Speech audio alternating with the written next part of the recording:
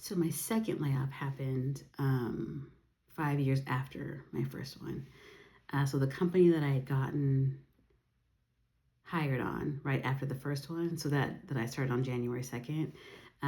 5 years later, basically, is when I got laid off. So um, I worked for a student loan company. It was nonprofit. It was fantastic. I really enjoyed doing something for other people, right? So that nonprofit world, it was actually pretty cool. It was a small company. It was pretty great.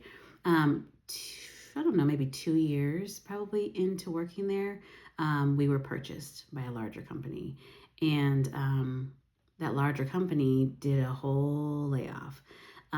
They basically sent an email and said, the company sent an email and said, if you're in this you're in two different conference rooms, right? So if you're in this conference room, basically you were safe, but if you were in this conference room, you were not safe.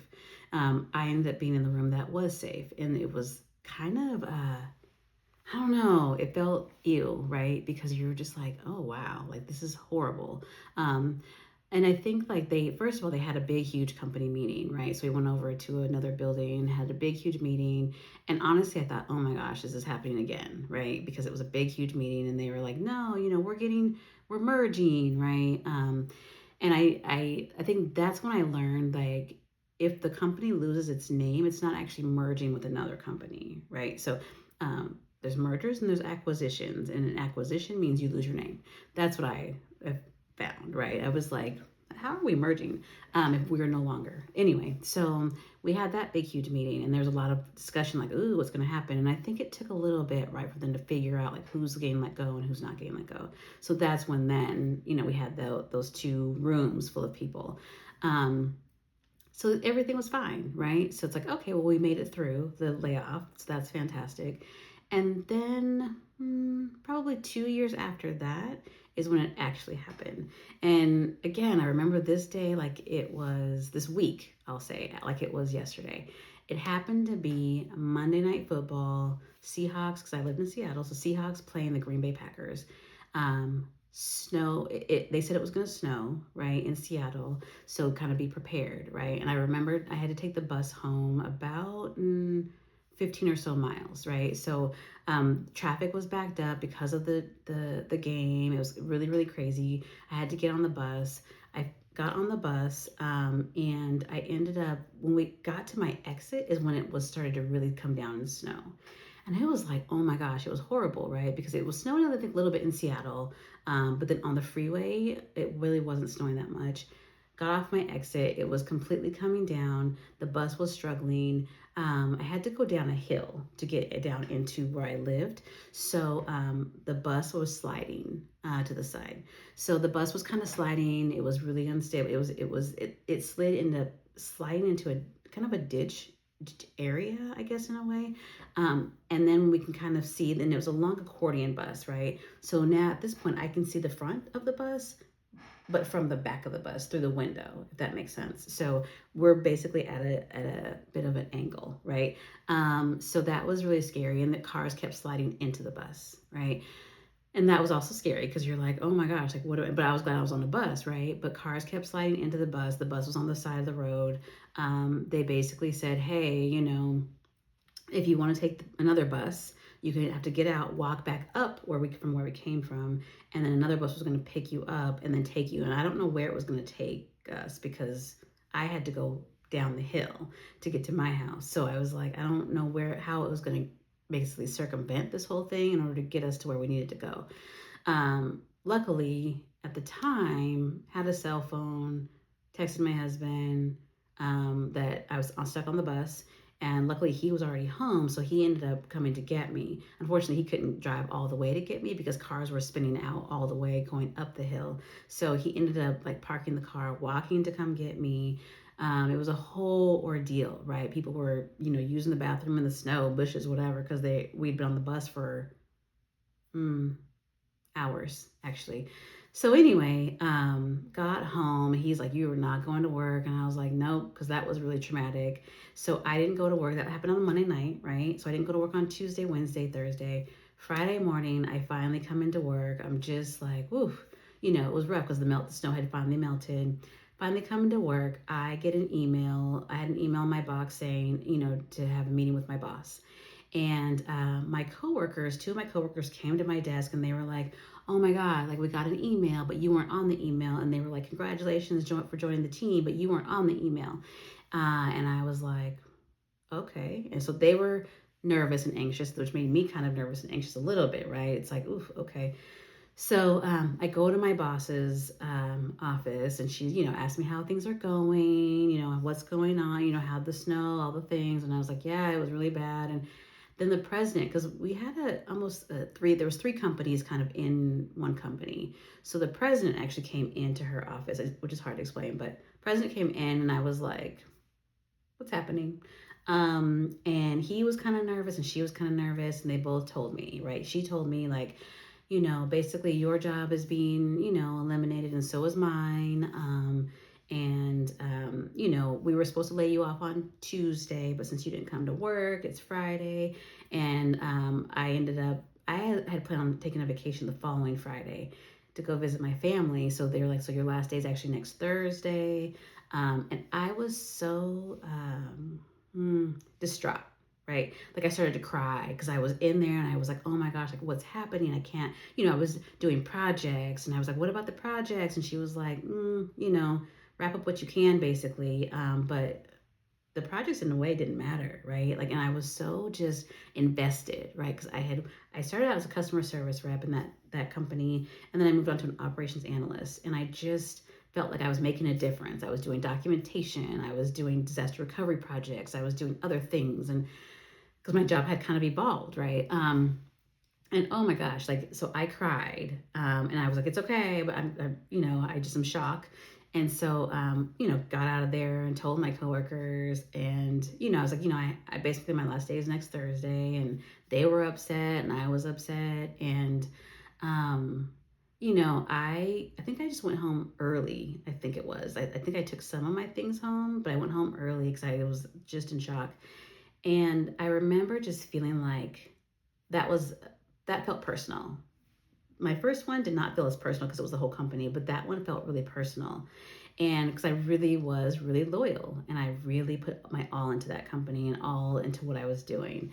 And I had been there for my 5 year mark was going to be January 2nd, right? So I was like, I'd been there for, 4 years, almost 5 years. And so I'd done all these things and felt really proud of myself. And that was a hard time, right? So I worked really hard, to kind of wrap up things for everybody, right? And because I felt like I needed to. My husband was like, they laid you off. Like, why are you working so hard? And I was like, I just need to make sure that everything is passed off okay. I need to make sure that everything's done correctly and all the things. And anyway, I finished that job. I went on vacation. I, hung out with my family, I think for a week, I think it was, which was really nice.